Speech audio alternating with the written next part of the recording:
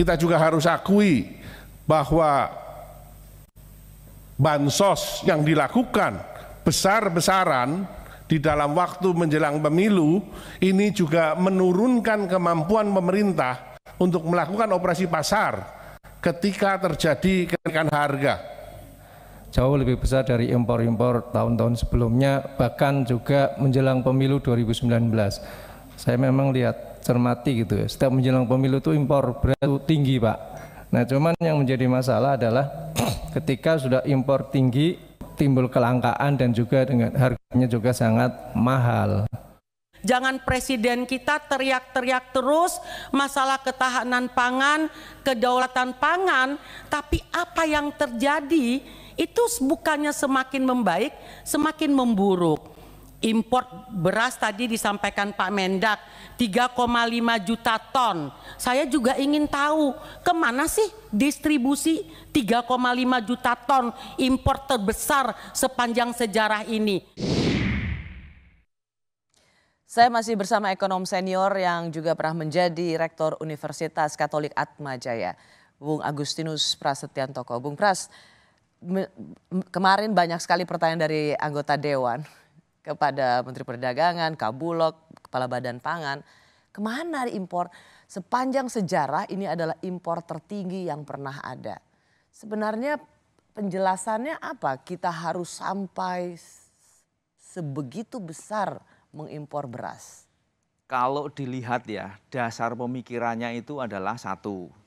Karena memang ada resiko bahwa panen itu mundur atau berkurang atau bahkan gagal. Karena isu El Nino, karena perubahan iklim dan sebagainya. Yang kedua adalah bahwa pasokan global itu juga turun. Karena aspek yang sama, pengaruh yang sama ini.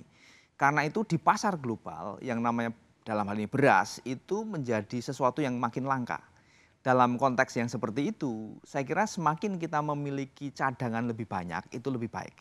Jadi kita memilih buffer. Tetapi situasi itu bukanlah situasi yang pertama kali dalam sejarah kita bernegara.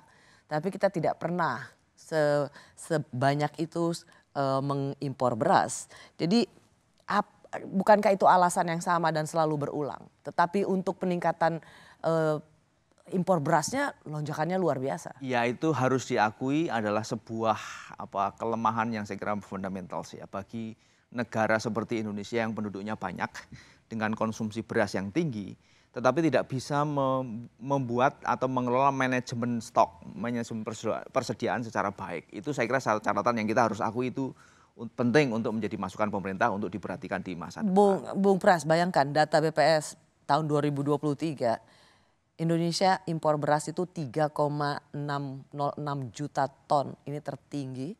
Karena peningkatannya 613% dibandingkan tahun sebelumnya. 600% peningkatan impor.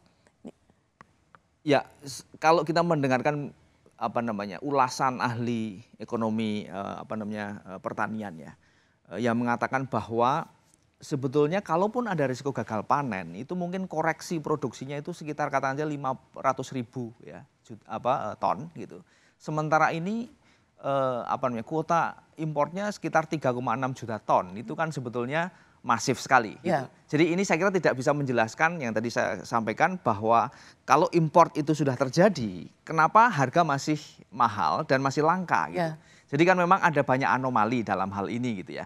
Karena impor beras tertinggi sepanjang sejarah, kenaikannya dibanding tahun lalu 600%, dan kemudian harga tetap mahal, dan kemudian barangnya juga tetap dianggap langka. Betul.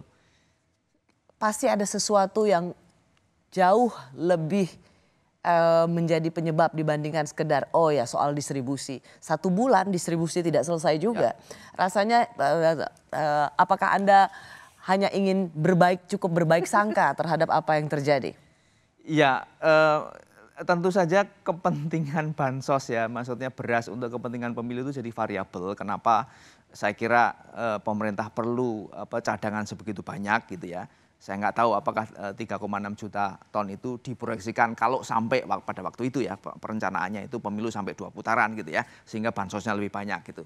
Tetapi bahwa persoalan manajemen pangan ini memang persoalan yang tidak sekedar persoalan ekonomi, ini pasti ada unsur politik ya, political ekonominya gitu, dan bahwa market di pangan ini juga market yang mungkin boleh dibilang mungkin ada semacam kekuatan besar, atau bahasa yang lebih sering dipakai adalah kartel gitu ya, sehingga memang ya sulit untuk dikendalikan harga itu karena dikuasai oleh beberapa pemain utama saja gitu. Jadi memang ini rumit ya tapi intinya bahwa kerumitan itu sebetulnya bisa diatasi gitu, asal ada kemauan. Nah, kita dulu pernah punya persoalan soal langkanya minyak goreng, dan kemudian itu ditengarai, ada pengusaha-pengusaha yang berusaha menimbun, dan kemudian itu berujung pada kasus hukum. Meskipun pengusaha-pengusaha yang kemudian akhirnya diproses hukum itu juga punya pembelaan, loh padahal kami juga ikut membantu loh kelangkaan minyak goreng di daerah-daerah tertentu. Apakah soal harga beras yang tinggi, pasokan yang dianggap langka, import yang begitu tinggi tapi tidak juga mampu mengendalikan harga beras yang sangat tinggi ini juga akan memakan korban pengusaha-pengusaha yang dianggap kartel atau menumpuk pasokan beras? Saya menduga ini mereka tidak berani bermain-main. Jadi setelah ini saya duga harga itu akan turun karena beras itu pasokan itu akan mengalir pada market gitu. Jadi sekali lagi ini memang situasinya tidak tidak murni penjelasan ekonomi, supply and demand dan distribusi, tapi juga ada campur tangan politik yang kemudian menentukan distribusi itu sendiri dan harga pada akhirnya gitu. Karena sudah mulai ada, kalau kita bilang sudah mulai dicolek atau disebut jangan lagi menimbun beras. Dan itu tentu buat pengusaha juga akan, wah jangan sampai ada korban baru lagi seperti yang pernah terjadi dalam kelangkaan minyak goreng.